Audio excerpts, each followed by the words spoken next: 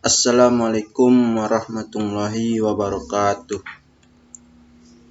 Saya Wafda dari jurusan Ilmu Administrasi Negara, Fakultas Ilmu Sosial Universitas Negeri Padang, angkatan 2018 akan mempresentasikan sebuah proposal penelitian saya kepada teman-teman semua yang merupakan proposal penelitian ini adalah sebagai salah satu syarat untuk menyelesaikan mata kuliah metode penelitian administrasi dengan dosen pembimbing pada Bapak yang terhormat Bapak I.I. Permana ST MT.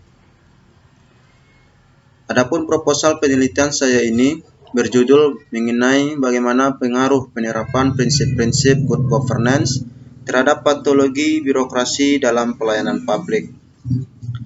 Latar belakang masalah. Salah satu kunci keberhasilan perekonomian sebuah negara adalah dimilikinya keunggulan, sehingga akan mendorong terciptanya daya saing dan good governance atau kepemerintahan yang baik. Dengan penerapan prinsip-prinsip good governance akan menciptakan kualitas pelayanan yang baik. Dan dengan kualitas pelayanan publik yang baik, angka korupsi akan menjadi rendah dan pemerintah semakin peduli dengan kepentingan warganya. Dan kualitas pelayanan publik yang baik juga sangat mempengaruhi perkembangan dan pertumbuhan negara. Karena baiknya kualitas yang terjadi dalam sebuah birokrasi pemerintahan sangat berperan penting dalam penentuan kebijakan pembangunan sebuah negara. Namun faktanya dalam perjalanannya tidak pernah terlepas dari hambatan-hambatan yang disebabkan oleh perilaku aparatur. Hambatan inilah yang kita sebut dengan patologi birokrasi. Kenapa ini semua terjadi? Karena penerapan prinsip-prinsip good governance masih sangat sulit kita jumpai penerapannya. Karena birokrasi pemerintahan masih sering menggunakan pelayanan yang berlandaskan kebiasaan. Bahkan terkadang pemerintahan yang berfungsi sebagai penyelenggara pelayanan publik ditemukan tidak cakap hukum. Fakta bahwa pelayanan publik di Indonesia belum menunjukkan kinerja yang efektif. Hal ini dipicu oleh berbagai kompleks, mulai dari budaya birokrasi yang masih bersifat paternalistik, lingkungan kerja yang tidak kondusif, rendahnya sistem reward, lemahnya mekanisme punishment bagi aparat birokrasi, rendahnya kemampuan aparat birokrasi di Indonesia, serta masih langkanya komitmen pimpinan daerah untuk menciptakan pelayanan publik yang responsif, akuntabel, dan transparan. Pelayanan publik di Indonesia masih sangat rendah. Demikianlah salah satu kesimpulan yang disampaikan oleh Bank Dunia yang dilaporkan dalam World Development Report 2004 dan hasil penelitian Governance and Decentralization Survey atau GDS 2002. Buruknya pelayanan publik memang bukanlah hal yang baru. Fakta di lapangan masih banyak menunjukkan hal ini. Menemukan 3 masalah penting yang banyak terjadi di lapangan dalam penyelenggaraan publik. Yang pertama yaitu besarnya diskriminasi pelayanan. Penyelenggaraan pelayanan masih amat dipengaruhi oleh hubungan perkoncoan, kesamaan afiliasi politik, etnis, dan agama. Yang kedua, tidak adanya kepastian biaya dan waktu pelayanan. Kepastian ini sering menjadi penyebab munculnya KKN. Ketiga, rendahnya tingkat kepuasan masyarakat terhadap pelayanan publik, yang mana ini merupakan konsekuensi terhadap adanya diskriminasi pelayanan dan ketidakpastian dari pelayanan publik. Tentu hal ini merupakan sebuah patologi birokrasi yang sering kita temui ketika kita berhadapan dengan birokrasi pemerintahan. Patologi birokrasi merupakan sebuah penyakit birokrasi yang biasanya tidak dirasakan gejalanya. Namun apabila penyakitnya sudah kronis, artinya sangat mengganggu kelancaran tugas operasional dan meresahkan pegawai, maka akan menjadi permasalahan dalam organisasi tersebut. Berdasarkan uraian di atas, maka hal ini sangat berdampak terhadap pemerintahan sebuah negara. Patologi birokrasi yang masih berkembang biak dalam sebuah birokrasi pemerintahan akan memperlambat perkembangan dan pertumbuhan serta pembangunan sebuah negara. Jelas hal ini sangat tidak baik dalam kehidupan sebuah negara. Dengan demikian patologi birokrasi ini harus kita musnahkan sehingga penyelenggaraan sebuah pemerintahan negara terbebas dari penyakit ini. Sebab itulah dalam penelitian ini penulis mengangkat judul, bagaimana pengaruh penerapan prinsip-prinsip good governance terhadap patologi birokrasi dalam pelayanan publik untuk menciptakan sebuah kepemerintahan yang baik atau good governance. Adapun yang menjadi rumusan masalah dalam proposal penelitian ini yaitu berdasarkan latar belakang masalah yang sudah kita bahas tadi, maka yang menjadi rumusan masalah dalam penelitian ini adalah yang pertama, Akankah penerapan prinsip good governance, akuntabilitas berpengaruh terhadap patologi birokrasi yang terjadi dalam penyelenggaraan pelayanan publik? Yang kedua, akankah penerapan prinsip good governance, transparansi berpengaruh terhadap patologi birokrasi yang terjadi dalam penyelenggaraan pelayanan publik? Yang ketiga, akankah penerapan prinsip good governance, keterbukaan berpengaruh terhadap patologi birokrasi? Yang keempat, akankah penerapan prinsip good governance supremasi hukum juga berpengaruh terhadap patologi birokrasi? Adapun yang menjadi tujuan penelitian untuk mengadakan penelitian ini, ada 4 tujuan yang ingin dicapai oleh peneliti. Yang pertama yaitu untuk mengetahui pengaruh penerapan prinsip good governance, akuntabilitas, transparansi, keterbukaan, partisipasi, untuk mengetahui pengaruh penerapan prinsip good governance terhadap patologi birokrasi dalam penyelenggaraan pelayanan publik. Slide berikutnya itu ada manfaat penelitian. Adapun manfaat dari diadakannya penelitian ini adalah secara teoritis. Diharapkan hasil dari penelitian ini dapat menjadi bahan pertimbangan bagi pemerintah dalam mengatasi patologi birokrasi yang masih terjadi dalam penyelenggaraan pelayanan publik. Secara praktis bagi akademisi, hasil dari penelitian ini diharapkan menjadi khasanah bacaan di lingkungan mahasiswa dan menambah wawasan penulis.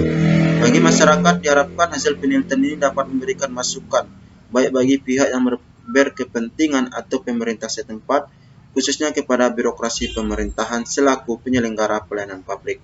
Bagi peneliti selanjutnya, diharapkan hasil penelitian ini mampu menjadi tambahan informasi dan sebagai sumber referensi untuk melakukan penelitian, terutama yang berminat mengkaji tentang pengaruh prinsip-prinsip good governance terhadap patologi birokrasi.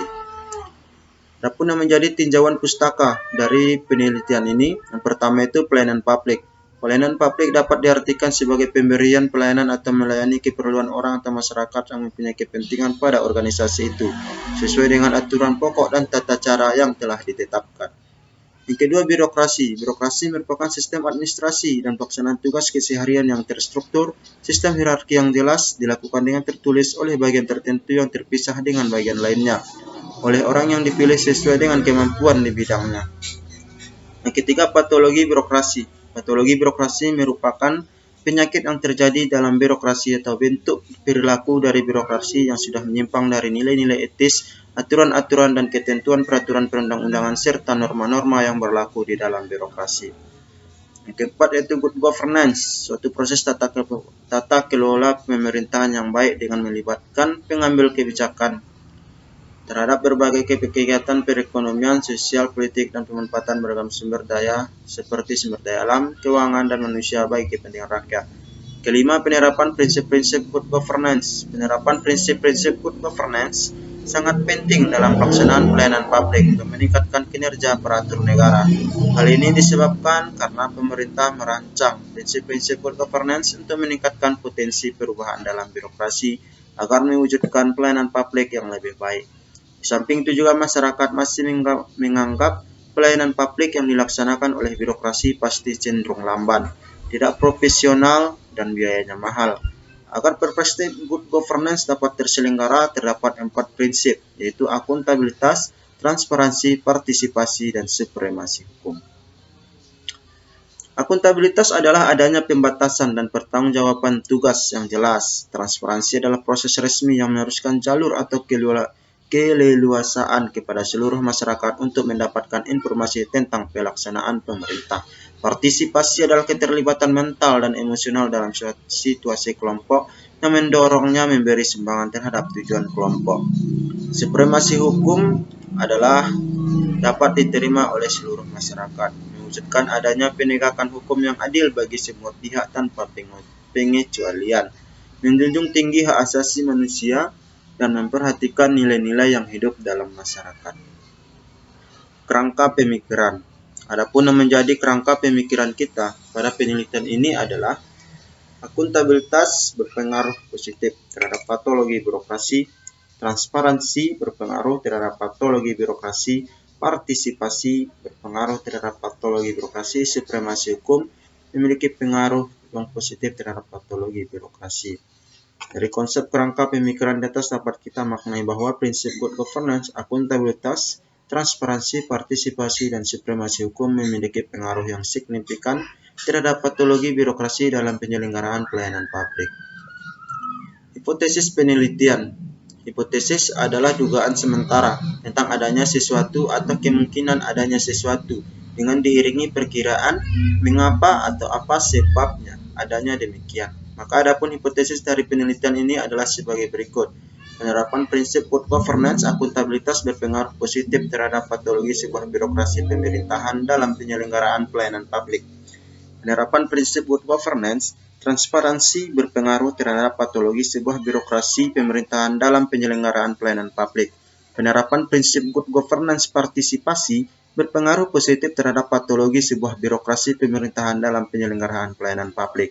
Penerapan prinsip good governance, supremasi hukum berpengaruh positif terhadap patologi sebuah birokrasi pemerintahan dalam penyelenggaraan pelayanan publik. Selanjutnya itu teknik analisis data kuantitatif yang digunakan peneliti dalam penelitian ini.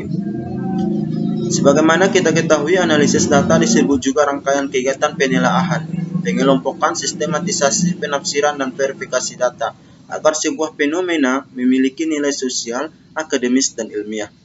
Analisis data dilakukan berasal dari hasil pengumpulan data. Teknik analisis data kuantitatif merupakan analisis data yang mengolah data-data numerik, seperti penggunaan data statistik, data hasil survei responden, dan lain sebagainya.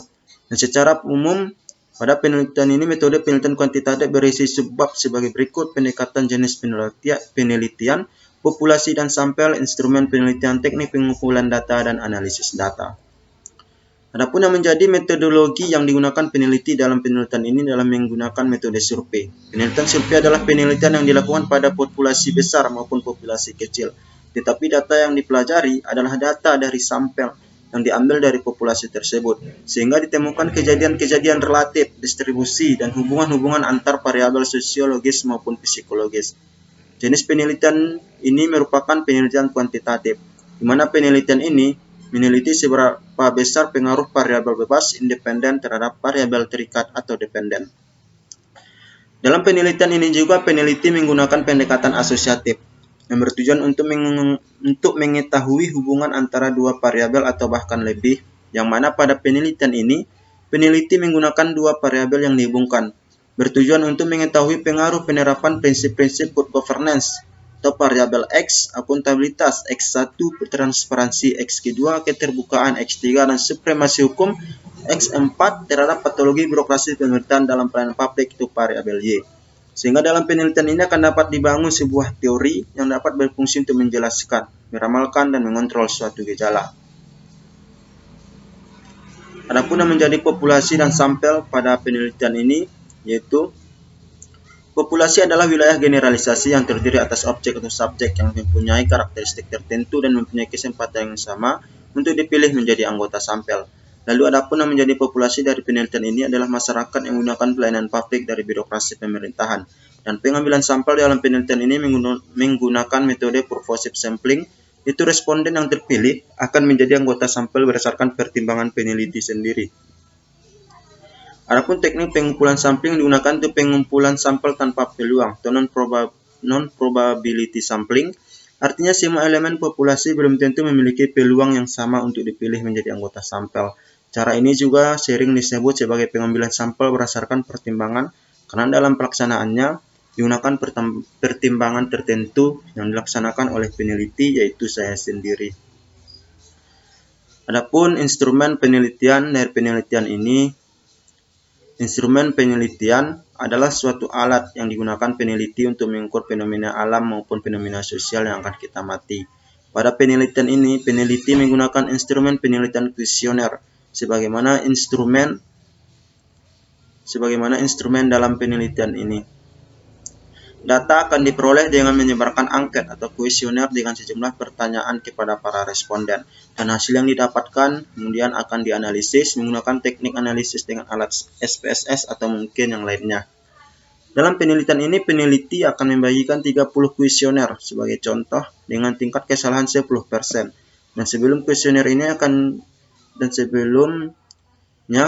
ini akan kita uji validitas dan reliabilitasnya terlebih dahulu dengan menggunakan rumus-rumus tertentu. Dalam proposal penelitian ini, peneliti menggunakan uji validitas dengan rumus korelasi produk momen, di mana dengan rumus RXY sama dengan sigma XY per akar sigma X2 kali sigma Y2. Dari hasil uji validitas di atas, hasil koefisien dari semua item instrumen, prinsip-prinsip good governance, dan metodologi birokrasi dalam penyelenggaraan pelayanan publik dinyatakan valid karena seluruh item pada uji validitas tersebut memenuhi syarat minimum R sama dengan melebihi 0,30 atau R hitung lebih besar daripada R kritis. Uji reliabilitas instrumen. Pada penelitian ini, uji reliabilitas adalah pengujian menunjukkan apakah suatu instrumen digunakan untuk memperoleh informasi dapat dipercaya untuk mengungkapkan informasi di lapangan sebagai alat pengumpulan data. Dan pada penelitian ini, peneliti menggunakan Cronbach alpha dalam mengujikan uji reliabilitas instrumen. Dan dengan hasil uji reliabilitas yang peneliti laksanakan mendapatkan hasil Cronbach alpha yaitu 1,052 dengan banyak item 30. Berdasarkan tabel hasil pengujian reliabilitas variabel penerapan prinsip-prinsip good governance di atas, diperoleh hasil yaitu 1,52, di mana skor tersebut berada di atas R kritis yaitu 0,30 sehingga dapat dinyatakan reliable. Berdasarkan indeks reliabilitas, menurut aturan Goldford, angka 1,52 termasuk ke dalam kategori reliabilitas kuat, yang artinya bahwa instrumen yang terdapat pada variabel penerapan prinsip-prinsip good governance dapat digunakan untuk pengukuran pada analisis data. Teknik pengumpulan dan pengolahan data. Teknik pengumpulan data adalah cara peneliti untuk mengumpulkan data-data yang ada di lapangan. Dan pada peneliti ini, peneliti menggunakan beberapa teknik. Yang pertama itu observasi. Pengamatan atau observasi adalah aktivitas terhadap suatu proses atau objek dengan maksud merasakan dan kemudian memahami pengetahuan dari sebuah fenomena berdasarkan pengetahuan dan gagasan yang sudah diketahui sebelumnya, untuk mendapatkan informasi-informasi yang dibutuhkan untuk melanjutkan suatu penelitian. Teknik yang kedua yaitu wawancara. Wawancara merupakan percakapan antara dua orang atau lebih yang berlangsung antara narasumber dan pewawancara. Tujuan dari wawancara ini adalah untuk mendapatkan informasi yang tepat dari narasumber yang terpercaya. Dokumentasi adalah cara yang dilakukan untuk menyediakan dokumen-dokumen sebagai bukti yang akurat. Selanjutnya yaitu teknik pengolahan data. Pada proposal penelitian ini terdiri dari satu penyuntingan atau editing. Dalam tahap ini peneliti kembali memeriksa seluruh daftar pertanyaan yang dikembalikan ke responden. Adapun hal-hal yang mungkin akan diperiksa yaitu kesesuaian jawaban responden dengan pertanyaan yang diajukan, kelengkapan pengisian daftar pertanyaan, dan konsistensi jawaban dari responden. Yang kedua itu pengkodean. Pemeriksaan jawaban responden untuk dibuat kategori tertentu, pemuatan kategori apabila jawaban responden perlu kita kategorikan, dan terakhir pemberian kode pada kategori yang telah kita buat. Yang ketiga itu tabulasi data. Di sini ada data yang saya tampilkan yaitu akuntabilitas, terdiri ada akuntabilitas, transparansi, partisipasi, supremasi hukum, dan patologi birokrasi. Selanjutnya itu teknik analisis data yang kita gunakan. Teknik analisis data dalam penelitian ini berupa analisis deskriptif, yaitu satu teknik untuk mengungkapkan dan memaparkan pendapat dari responden berdasarkan jawaban dari instrumen penelitian yang diajukan oleh peneliti. Dari data yang telah terkumpul, kemudian dilakukan analisis data secara deskriptif, yaitu dengan cara memaparkan secara objektif dan sistematis situasi yang ada di lapangan. Yang pertama itu uji normalitas data. Teknik analisis data yang pertama kali dilakukan adalah uji normalitas. Uji normalitas data dilakukan untuk mengetahui apakah data yang dihasilkan berdistribusi normal atau tidak. Apabila data yang dihasilkan normal, maka menggunakan statistik parametrik, dan apabila tidak berdistribusi normal, maka menggunakan data statistik non-parametrik. Analisis uji normalitas menggunakan rumus Kolmogorov-Smirnov dengan bantuan SPSS. Yang kedua yaitu analisis persentase perolehan skor. Untuk memudahkan dalam melakukan analisis data tersebut ditabulasikan sesuai dengan jawaban responden di dalam tabel, kemudian dihitung persentasinya.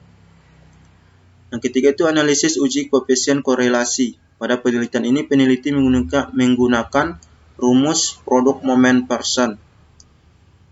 Dan kita lihat sendiri ini merupakan rumusnya dan juga keterangan dari rumus. Dan pedoman interpretasi koefisien korelasi, koefisien yang lebih besar dari 0,80 sampai 1000, tingkat hubungannya itu sangat kuat. Koefisien yang 0,60 sampai 0,79 itu kuat. 0,40 sampai 0,59 itu tingkat hubungannya sedang. 0,20 sampai 0,39 itu tingkat hubungannya rendah. Sedangkan 0,00 sampai 0,199 menyatakan tingkat hubungannya itu masih sangat rendah. Analisis yang keempat yaitu analisis koefisien determinasi. Analisis ini dilaksanakan peneliti yang bertujuan untuk mengukur pengaruh. Maka dilakukan perhitungan koefisien determinasi dengan rumus sebagai berikut, yaitu KD sama dengan R2 kali R kuadrat kali 100%. Di mana KD merupakan koefisien determinasi dan R merupakan kuadrat koefisien korelasi. Analisis terakhir yaitu analisis regresi linear sederhana. Metode statistik yang berfungsi untuk menguji sejauh mana hubungan sebab akibat antara variabel faktor penyebab terhadap variabel akibatnya. Analisis ini untuk mengetahui arah hubungan antara variabel independen dengan variabel dependen, apakah bernilai positif atau negatif, dan untuk memprediksi nilai dari variabel dependen apakah nilai variabel independen mengalami kenaikan atau penurunan. Analisis ini menggunakan rumus Y sama dengan A tambah BX. Dengan keterangan Y variabel dependen, X variabel independen, A konstanta nilai Y apabila X sama dengan 0, B koefisien regresi. Selanjutnya itu sumber referensi yang kita pakai dalam proposal penelitian ini. Ada Ahmad Badu 2008, Hatma, Kurniawan, Martini, Moento, Nurhidayat, Nurianto, Ulak, dan Yeni. Kita masuk ke slide terakhir. Terima kasih para teman-teman yang menonton video ini dan terkhususnya kepada Bapak dosen pembimbing. Semoga video ini bisa diterima sebagai salah satu syarat untuk tugas metode penelitian administrasi saya. Sekian presentasi proposal penelitian dari saya. Saya Wafda, minta maaf apabila ada kata-kata yang salah, mungkin kata-kata yang tidak pada tempatnya kepada teman-teman yang menonton video ini, terkhususnya kepada Bapak dosen pembimbing, saya minta maaf. Dan saya akhiri dengan ucapan terima kasih. Assalamualaikum warahmatullahi wabarakatuh.